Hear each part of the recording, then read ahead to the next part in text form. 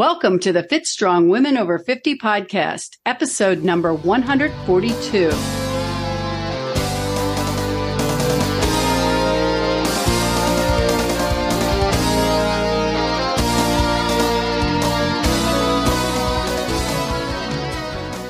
Hi, I'm Chris. Thank you for joining us today. And I'm Jill. Chris and I are your hosts for this podcast and the founders of the Becoming Ellie community.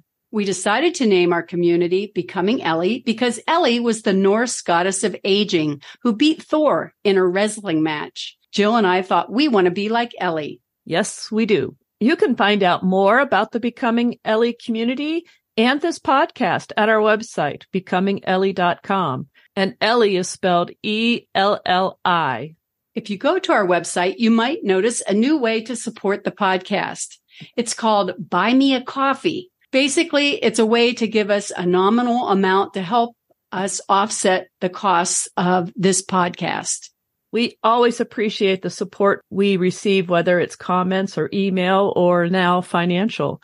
Thank you for listening. Today, we're talking with Sarah Koszyk about food and supplements and different ways to be healthy. Let's go to the podcast. Sarah Koszyk, MARDN, is an award-winning registered dietitian and sports nutritionist. She offers a 100% virtual nutrition coaching program. Sarah is also the co-founder and formulator of MIJA, a superfood supplement company. Sarah understands the power that food has on our bodies. She knows that consuming the right foods can enhance one's beauty, nourish one's soul, and restore one's health. She works in the San Francisco area with CEOs, executives, and employees, as well with professional, elite, and collegiate athletes. Sarah also works with clients around the world. Sarah is the author or co-author of 4 books, all based on whole foods for optimizing health, wellness, and beauty. Welcome, Sarah. We're looking forward to getting to know you. Thank you. Thank you so much for having me. I'm excited to be here. Yes, thank you. I want to make sure I understand what you do. So you offer nutrition coaching services and you run a wellness company. Is that correct? Yes. There's always multiple hats involved, right? Yes. So you must be a very busy woman. I do enjoy, I'm very good at time management. Let's just say that. Yeah, you'd have to be. Be. So how or why did you get started? Can you tell us a little bit about that? Was there a reason you decided to focus on nutrition and wellness and health? Yeah. So this is my second career and, there's always time to revamp. And about almost 20 years ago, I decided to become a dietitian. And then after 5 years of additional schooling and education and internships and passing a national board exam, I became a dietitian. So I've been a dietitian now for 15 years. And I specialize in sports nutrition and healthy living, healthy lifestyle. And then I started getting more involved in skin health, cancer, skin health, diseases like that. And then I just started a wellness company with one of my partners, and it's just been a whirlwind of adventure since then too. Yeah, it's just, kind of wanting to become a dietitian. I knew that I wanted to help people and kind of, make the world a better place, so to speak. And we eat. And I realized that so many things stem from what we put into our bodies. And so I do love food.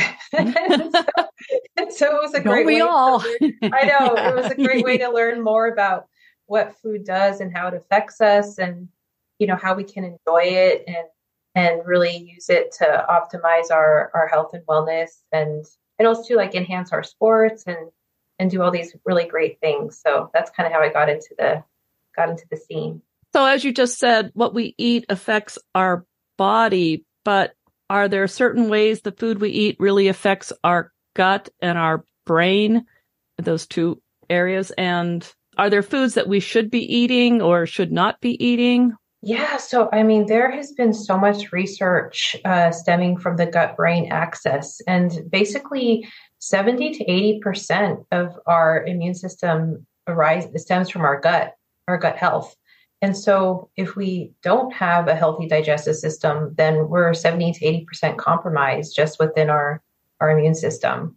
So, and with all the new research, kind of speaking of the gut-brain axis, they're also learning how our digestion, our gut can also affect our brain health, our mental health, our functionality. So it's, the gut is a powerful little entity within our systems. So yes. They keep saying. Yeah. Definitely all connected. So there's certain foods that we should try to eat like daily or weekly or on a certain level that would really help us. And there's certain things we should eliminate, either from our meals or our snacks, right? Yeah. And in my practice, I really like to focus on what to include versus, the no's, because I feel like so many times we have so many food fears in life, and it just puts a lot of stipulations on things because, as they say, there's always a place and a time for something. And if we do things in quote unquote moderation, it's like having that slice of pizza or that slice of cake. It ideally won't harm you in the long term, if you're doing it in that kind of well-balanced way. So what I like to focus on in my practice is really optimizing what we can do, and kind of what you're mentioning, like what foods do we include? And if we're focusing on fiber, fiber is fabulous. And if we're focusing on fiber, especially as we age gracefully, fiber really helps control hunger levels. It helps regulate blood sugars. It can help with our gut and our digestion. It helps keep us full longer. Fiber just has so many incredible benefits. And so kind of talking about foods to include, if we include fiber-rich foods on a daily routine, that is just one of the key golden tickets, so to speak. And then, of course, protein and stuff too is important too. Are there any fiber foods that you all enjoy eating, or I don't know? I was just thinking, what are fiber foods? Yeah, I'm thinking is cabbage, because that's something I really like to have, especially cooked cabbage. Obviously, coleslaw, I guess, could be not cooked cabbage, when it's sliced really thin, but I think that has a lot of fiber in it, right? Oh, yeah. No, cabbage is great. Technically, just talking about vegetables in general, I say go to town with them. The veggies can do no harm. Most vegetables are pretty good with fiber. Yes. And then some of the grains, oatmeal. Oatmeal's a high fiber food. Yeah, absolutely. And there's a ton of research and studies promoting the positive benefits, how oatmeal positively affects us. So yeah, oatmeal is great. Quinoa, the brown rice kind of guys. And then also too, beans, beans, magical fruit. Yeah. Yeah. Magical fruit. Right. Legumes, as they call them. Yeah. Yes. So if you're going to start increasing fiber in your diet, I'm going to guess you recommend they do it more gradually than just suddenly double your fiber, or? Yes. Like all things in life, we don't need to go from 0 to hero. Oh, I like that, 0 to hero. It's about that slow progression. It's like if you're training for the marathon, you train slowly, 1 mile, 2 miles. And it's same as with food. You don't need to shove anything in your face or get all, it's not so all or nothing. There's definitely a gradual progression, and yes, eat fiber, increase it slowly, and make sure to stay hydrated too, because fiber does bulk us up and it expands, and that's how we feel more full in our system. So people can get gassy and bloated if they do eat fiber too quickly or they're not hydrated enough. Yeah, because the water kind of helps flush it out. Yeah, that makes sense, because otherwise it's too much. So since we're talking about fiber, do you recommend to your clients that they use any fiber supplements? You can buy the capsules and things of fiber or powders. Do you recommend that to people, or just stick with food? I'm definitely a food first, supplementation second type of person. However, some people do need additional assistance, and that's why we have supplements. And so, yes, we try to focus on the food factor, and then some people need an additional assistance with the fiber supplements. So our listeners are working to be like Ellie. That's our website, is Becoming Ellie, fit and strong as we age. what do you recommend for eating around exercise? So strength training and getting enough protein. Are there certain vegetables that contain protein that you'd recommend, or just how should we go about getting that protein? Yeah. So, with the latest and greatest science and research, we are now realizing that you don't need to eat a pound of meat, so to speak, because just like everything, that whole moderation comes into play. And our bodies actually only optimally digest about 25 to 35 grams of protein per sitting. So basically what that means is post-workout, we do want to have some form of protein in order to repair and replenish our muscles. Because when we do work out, we do tear our muscles in a positive way, of course. And so the protein can really help repair them. And with that said, if you look at most like protein supplement powders and post-recovery drinks and bars, they tend to have about 20 to 25 grams of protein. So the companies now know that, hey, let's just put this in there. And because this is what works best for people to digest, absorb, and utilize. And if you're looking at a food first standpoint, 25-ish, 35 grams of protein is about 4 to 5 ounces of animal-based protein, like, meat, fish, chicken, whatever it is. And so that's kind of our standard portion size. Okay, that makes sense. And vegetables I know you can buy vegetable-based protein powders, but are there certain vegetables that if you were trying to eat, so I'm thinking if you could find the vegetable that had the fiber and the protein, that would be like a great vegetable to have in your repertoire. Yeah. And that's what you were mentioning before about the beans and legumes. Like those are great because they do have the fiber and then they do have plant-based protein. And peas are another starchy, fiber, protein-rich vegetable. So peas can also provide the fiber and the protein too for plant-based. Yes. Okay. Yeah. I know I've seen pea protein, pea milk and whatever. Yes. Yeah. Yeah, I wouldn't have thought of peas, but you're right. You're right. What about, do you have any thoughts on replacing electrolytes, when performing endurance sports? Some of our listeners are athletes training for a race, and I know a lot of the races, Gatorade is offered by the volunteers at the races. What do you think about that? And what should we carry with us if you don't think Gatorade's a good idea? Right. And so this is when it comes to, once again, sports nutrition is everything. It is so customizable. It's very individualized. And whenever I work with my athletes or sports enthusiasts, I always say, use what works best with your gut, because what works for one person might not work for another person. Some people can tolerate bananas, others can't. And so it's just kind of figuring out what drink works with you. And that's when it comes to those events. I always tell people prior to the event, look who is sponsoring it. That way you can train with that company. So for example, if Gatorade is sponsoring it, go out and try some Gatorade and make sure that it works with your gut. So that during the race or post-race, you don't get a gut bomb, so to speak. Yeah. And have to drop out. Good point. That's a good thing to find out before you do your race. What are they serving? Right. And then, yes, especially depending on one's sweat rate, electrolytes are very important. It kind of depends on how long you're working out, the duration, how much you're sweating, for how much electrolyte replenishment you need. And if it's like 4th of July time or more like, yes. A turkey trot in November, different temperatures in that. So yeah, that makes sense. Yeah.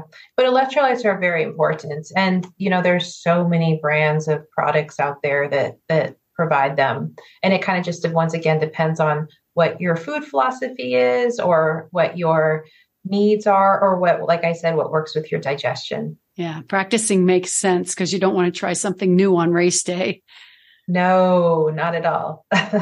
Well, the thing I find about electrolyte products is you'll see sometimes say, well, we have more potassium than the other people, or we have less potassium than the other people, or whatever it is, like doesn't have to be potassium, but it's so hard to know what is my philosophy on potassium, like, yeah, right.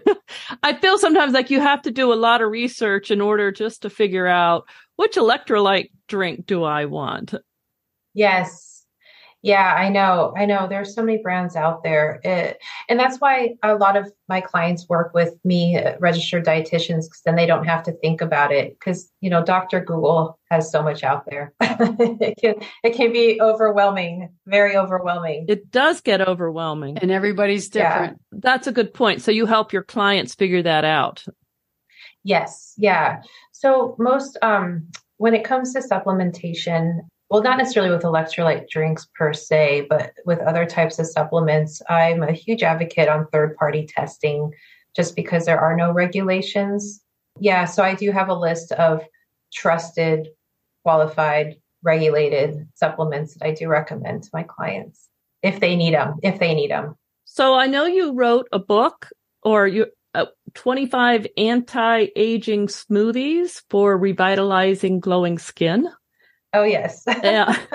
So any suggestions on smoothies, or any special smoothie suggestion you have for us? Yeah. So, smoothies, speaking of working out, are a great recovery drink, or even pre-workout drink, depending on, how long the workout will be. You just kind of modify it a little bit. But yeah, post-workout smoothies can be great. In the book, it talks about how we should always have a protein source in the smoothie. And of course, be mindful of how much fruit you're putting in, because sometimes depending on the stores that you go to, if you think about it, it's easy to eat one orange.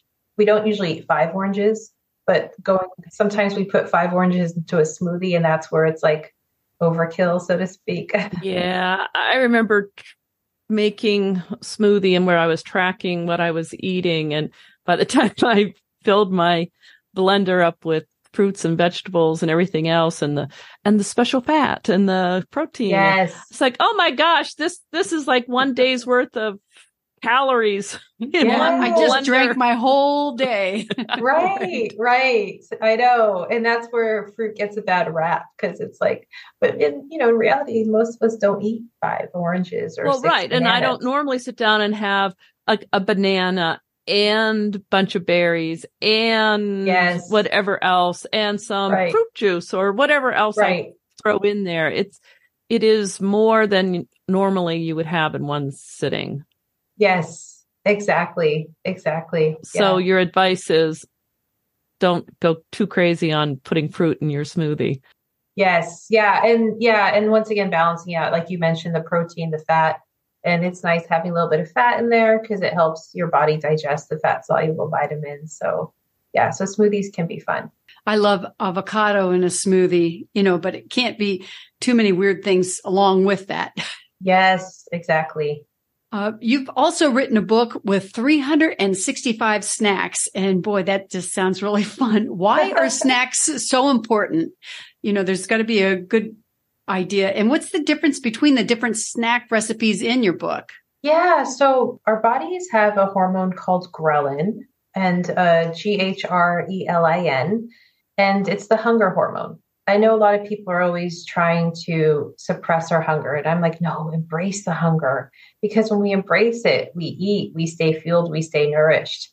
And so snacks are so important in order to control that ghrelin and as I say, keep the gremlins away. And so, yes, so snacks are very important. And also too, combining snacks. When I mean combining snacks, I mean combining with at least 2 food groups. And if you eat a piece of fruit, pair it with some nuts or a nut butter or a yogurt or some cheese, that kind of concept, because then you feel more full and satisfied too. And in the book, there's a snack for every day of the year. And I did put it into sections. So there's, if you have snacks at home, which could be maybe a little bit more elaborate, or if you have snacks on the go where you're kind of running around town, or if you're going to work or school. And then there's also snacks for the sweet tooth. And then I do have snacks at a corner store too, because sometimes you're out on the road and you just didn't prepare at all. Right. The convenience stores. Yes. Yeah. Well, that's actually a good question. Like if you're standing in a convenience store, what's a good snack? Or the gas station on the it feels on the overwhelming highway. and there's nothing good there. You stop at a rest area. Yeah. So, well, on my TikTok feed, I've been posting snacks for the corner store, convenience store, grocery store, just on the go. And I've been reviewing a lot of different snacks recently. And they have roasted chickpeas now that you can pretty much buy. And it's like that salty, crunchy, and you got your fiber, your protein, great. They have roasted edamame too. And that's another protein rich source with fiber. And it's really low in carb if people are carb conscious. And so, those are really great salty, crunchy snacks. And then if you do want something, the string cheese, kind of depending on where you're at, like that's always nice. They do have trail mix. Trail mix is great too, because you got the nuts and the dried fruit, and there might be a little M&M in there, which is, it's sometimes fun to have some chocolate. Yep. I like the M&Ms and the trail mix. Yes. So sort of speaking about that, but Chris and I were at a podcast conference this summer, and we ate almost all of our meals in the hotel, and it was really a challenge on figuring out what to eat. Do you have any advice for people who are traveling and if you're eating, you don't have access to groceries, you don't have access to a kitchen, and how do we make healthy choices, not just at the convenience store, but like at the sports bar restaurant or, whatever. Yeah. And traveling is so challenging. And this is where you can pick and choose.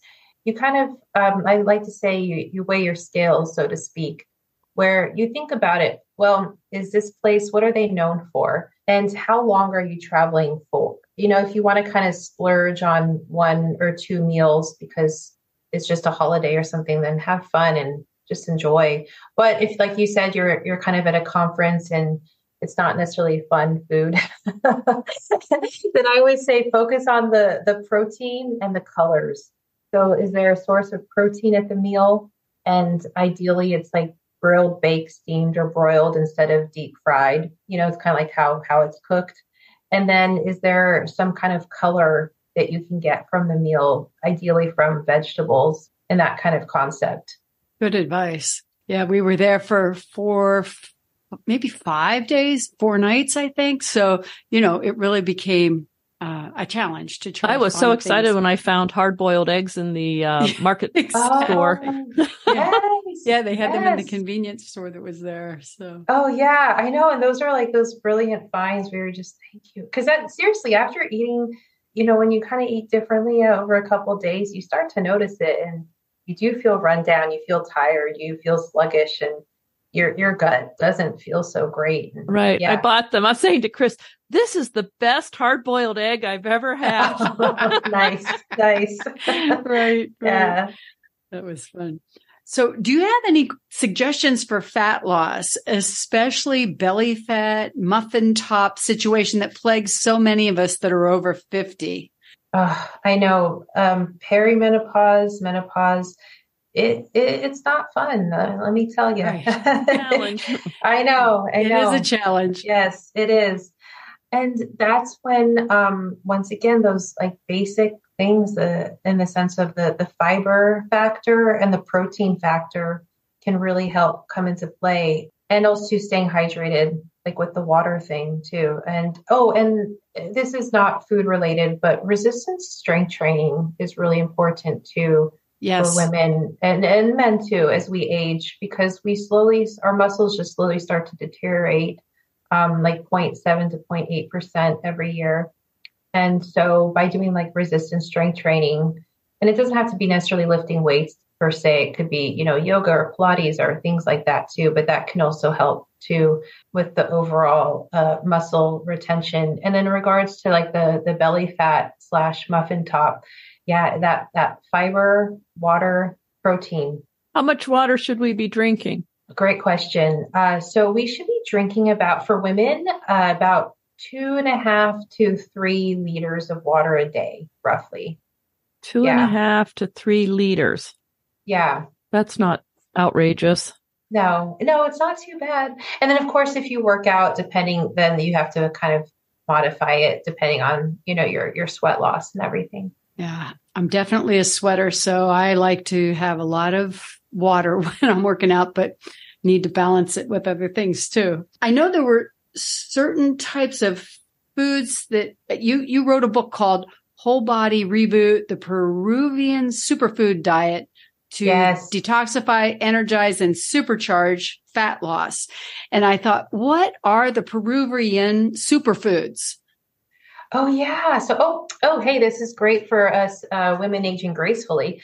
Maca, I don't know if you've heard of it, MACA, maca. It's a Peruvian vegetable, a root vegetable, and they ground it into a powder. And back in the day, the warriors would take it before going to war because it helped increase energy and longevity. And so that actually also helps regulate hormones and estrogen levels. I know a lot of alternative HRT, alternative hormone therapies sometimes include maca in their mix. Yeah, so a serving is 1 tablespoon, and it doesn't have the best taste. So I do, I do like to, if I do drink it, I do put it into a smoothie and maybe mix it with some cacao powder. And cacao is another Peruvian superfood, which also actually helps regulate blood sugar levels too. It's a super low glycemic, and so it's a great way to get that in. Speaking of the oatmeal that we were talking about before, you can put a little cacao powder in that and you have this chocolate oatmeal. Oh, yeah. Oh, and then you could put the maca in there too, and you can mix that up. Yeah. So that's great. And that's very, very beneficial. Maca. Yeah, maca. Is that spelled MACHA? No, just MACA. Yes. Oh, just MACA. Okay. Yes. Yeah. So if you put it in oatmeal, you'd have the fiber of the oatmeal and then 2 superfoods. Yes. So that'd be great. Yeah. And then you could also put in golden berries. Golden berries they almost look like little yellow cherry tomatoes, and they're wrapped in it's almost like a tomatillos. They're, how they have that little covering on them. Oh, yeah. Yeah, so the golden berries are yellow and they look like yellow cherry tomatoes, and then they have a little wrapping around them. And those are another superfood. And they actually have protein in them. They're one of the only fruits that have protein in them. Wow. Yeah, and they also have vitamin D in them too. Oh, wow. Wow. And not many foods have vitamin D. Yes, yeah. In fact, with MIJA, the company that I have, we have our superfood supplement called Superstar, and we do have golden berries in there. Yeah, I think you just led into our next question, because we were going to ask right about your MIJA. So your website says, we're redefining wellness through a merger of cutting edge science and whole food based medicine. And I'd sort of like to know what that means. What's the cutting edge science you're using? And maybe you could just tell us about the company. Yeah. So, working with clients for over 15 years and just seeing some of the challenges, and people kind of fall into the same traps. And luckily, living in the Bay Area of, San Francisco Bay Area, California, we are really blessed with a lot of farms and whole foods and amazing produce. But my clients were just still suffering, stress, cortisol levels, anxiety, the busy life, our day-to-day lifestyles. It just really it taxes us. And even if we're eating, all these greens and salads and who knows what. So my clients even have personal chefs. But they're still just deficient in many things. And so I noticed this trend happening, and I wanted to, of course, I'm always food first, but I also want to know that sometimes we can't, even the stuff that we eat, we still need that extra little just additional kick. Kind of like we were just talking about the maca and the golden berries and things like that. Because we might not be able to incorporate all these foods into our daily routine all the time. And so I developed Superstar, which has a lot of amazing whole foods in it, ranging from golden berries to goji berries to matcha to moringa to chlorella and hemp seeds and the avocado, and just a bunch of beautiful things. And it really just kind of amplifies the deficiencies, the micronutrient deficiencies that we can be experiencing from this, taxing lifestyle. And I also saw on your website, many of your products help with skin and hair. And can you talk about this a little bit? What role does putting things on our skin do if we're already eating in a healthy way? Yeah. So, what we eat can definitely help affect our skin health.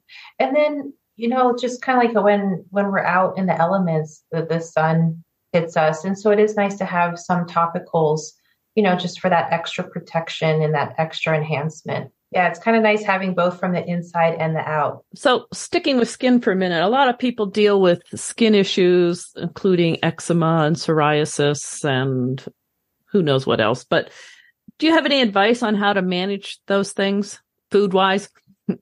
Yeah. So, and this is where I highly recommend seeing a registered dietitian and getting a customized plan for that person, because there are certain foods that can exacerbate eczema or psoriasis or rashes or whatever it might be, breakouts.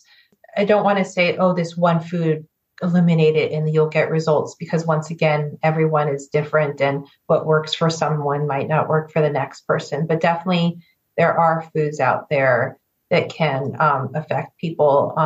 There are certain foods, like some people are affected by gluten, some people are affected by dairy, some people are affected by other kind of sugars. And there's a diet called FODMAPs, and that's like a low, or it's a different type of because there's different sugars found within different foods that have carbohydrates, and so you kind of have to eliminate some of those in order to experience things. Like some people can't eat garlic and onions. It kind of just depends. But yes, everything's customized. So I recommend for people that do have psoriasis or eczema, talk to a dietitian and see what foods specifically work and don't work for you. Do you usually recommend an elimination diet? Yeah. So when I work with my clients, I first look at what they're eating and if they have any known triggers. And then I'm definitely a data type of girl. So I like to have them get tested for things first before just saying, let's just not eat this because it sounds right. I definitely like to get the facts first, and then we can talk about which foods that we should exclude. And then I always like to focus once again on foods to include, because, when someone tells you don't eat this, it's like, oh my gosh, what are my options? That's what you start to crave, if someone right? says to you, quit eating gluten, that's a lot of food. So some advice on what to put in there instead would probably be quite helpful. Exactly. They're like, oh my gosh, can I never go eat soy sauce again? Or am I never allowed to have a pizza? It's like, no, let's figure it out. Let's give you options. So you started to talk about the Superstar. Yes. Is that a powder? Yeah. So it's a green powder. You could take 1 teaspoon daily, 1 to 2 teaspoons daily, and just mix it in just regular water. Or you could add it to a smoothie, or you could add it to your oatmeal or kind of meal or yogurt, cottage cheese, whatever. We also have recipes for it too. Oh, okay. Yeah. So what other products do you sell? Are they mainly supplements, or what are we talking about? Yeah. So we also have what we call a Galaxy Cloud Creamer. And it's because I know so many people drink coffee, about 70% of our population. And coffee can cause jitters and anxiety in many people, or people add a lot of sugar or a lot of things to their coffees that make it extra abundant. And so I also formulated a coffee creamer that uses coconut milk powder. So it's technically dairy-free if people have an allergy or intolerance. And then we also put lion's mane mushroom in it to enhance cognitive, the cognition. And lots of other benefits. And then we also included acacia fiber for the gut health factor. And then we included L-theanine in it. And L-theanine is the nutrient found in matcha. And it's what causes the calm clarity. So basically, when they have a lot of the green tea benefits, L-theanine is what really brings in that green tea factor. And so knowing that people were going to be drinking coffee, well, the L-theanine can help relax and enhance that and provide more of a stable focus. Oh, wow. Okay. And then we also have what we call Celestial Potion. And Celestial Potion is a topical lotion for face, body, and hair. And that kind of provides the topical protection. That's what we were talking about.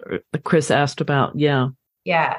So we have holidays coming up, and I'm wondering what kind of recommendations you give your clients for healthy recipes, or, how do they handle holiday party or family holiday meals, that kind of thing. What do you recommend?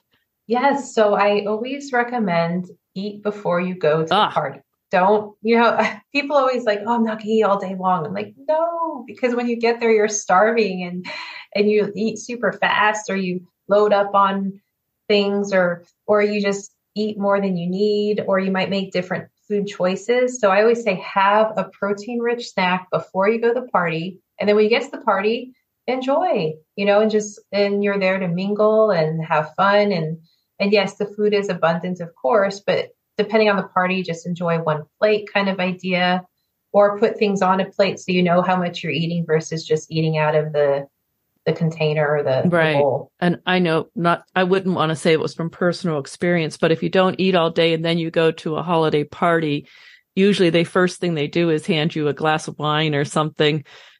And then all bets are off on eating any kind of healthy thing, because you just drank this glass of wine on an empty stomach. Yes. Your inhibitions are gone, and there go your whole, intentions as well. So yes. Also, I like to ask our guests if they have a really busy day. Do you have a recipe that's your go-to at the end of the day that you just always have those ingredients on hand and you put it together because it doesn't take a lot of time? Something. Yes. Really good. I am a sheet pan fan. Okay. I love sheet pan recipes because they're something that you put tinfoil or parchment paper over the pan. So there's literally no cleanup. Love that. And then you just throw everything on the pan, shove it in the oven, and it might take 10 minutes to put on the pan. And then, it's cooking while you're doing whatever. And then you have a meal with it so quick. So I'm a fan. And I do have a lot of sheet pan recipes on my website. So you're asking my go-tos. I have a sesame salmon with Brussels sprouts and sweet potatoes, and it's sounds great. It's so sesame easy. Salmon. And then I have yes, yeah, and it's so easy and flavorful. And then and Brussels sprouts are coming into season, and so that's great. And then I also have a lemon pepper chicken with roasted sweet potatoes and roasted yellow potatoes and green beans. So it's also green beans are coming into season too. So wow. Yeah. Yeah. I just bought a big bag of green beans and I put them on a sheet pan yesterday. So I'm with you on those sheet pan recipes. I love that. Yeah. And you say you have a bunch of them on your website? Yes. Yeah. And I could send you all the links. Oh, okay. So, yes. So that leads to my next question, which is, where can our listeners find you and your services? Oh, yes. So you could find us at MIJANaturals.com, and that's MIJA Naturals, NATURALS.com. And that's my wellness company. And we have Superstar, Celestial Potion, and the Galaxy Cloud Creamer available there. And then also too, I have my personal website for my coaching services with the wellness or the sports nutrition. And that's sarahkoszyk.com, SarahKoszyk.com. Excellent. I understand that we will have a link for our listeners that if they want to buy something, they can get 20% off. Yes. I will share links so that they can get 20% off of any of our products at MIJA Naturals. Yeah. Okay. That's very generous of you. Thank you. And we talked about a lot of the different books that you had. Where should the listeners go to find your books? Oh, yes. So they can go to my personal website, sarahkoszyk.com, and I have my books there for purchase and anything else that they need if they want to contact me for personal coaching or whatever it might be. Yes. Well, thanks so much for being our guest today. You've been terrific. I really appreciate it. Oh, thank you so much for having me. It's been a lot of fun. Yeah, it's been great. Thank you. Yeah, so we'll talk again soon. Thanks for talking with us. Bye-bye. Thanks, Jill. Thanks, Chris. Bye. Bye. Before I forget, I want to let everyone know that Sarah has given us a discount code for her products at MIJA Naturals.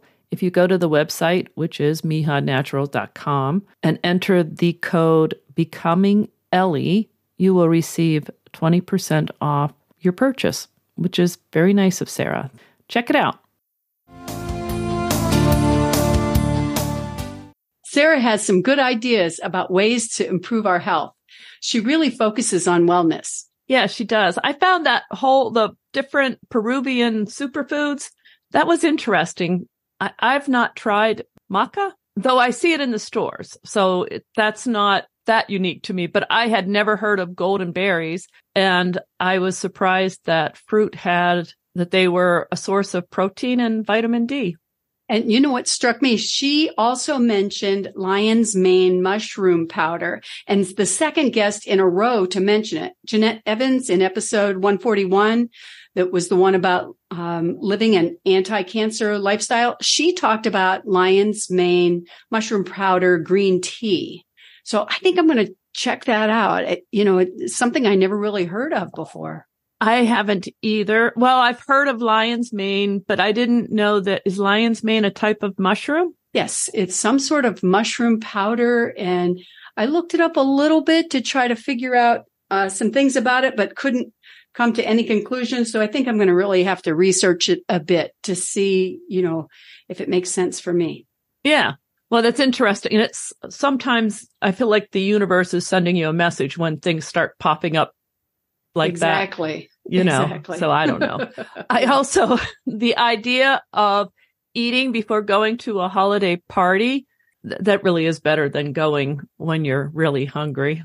Yeah. And I've been so guilty of that over the years because I think, everyone's going to make the special treats. So I have to leave room for all of that. But it really makes a lot more sense to not go starving to a party. Yeah, and it is probably better actually to concentrate on talking with family and friends at the party. Right. Make it about the people, right? Yeah. So if you're listening and you want to share your thoughts or ways you use food or supplements for wellness, please let us know. You can find Becoming Ellie on Facebook, Instagram, Twitter, Pinterest, YouTube, and LinkedIn. And if you haven't already done so, please consider joining our Becoming Ellie private Facebook group. We'd love to have you join us. It was great talking with you today, Chris. I'm looking forward to our next episode of the Fit Strong Women Over 50 podcast. I am too. See you next time, Jill. Bye-bye. Bye.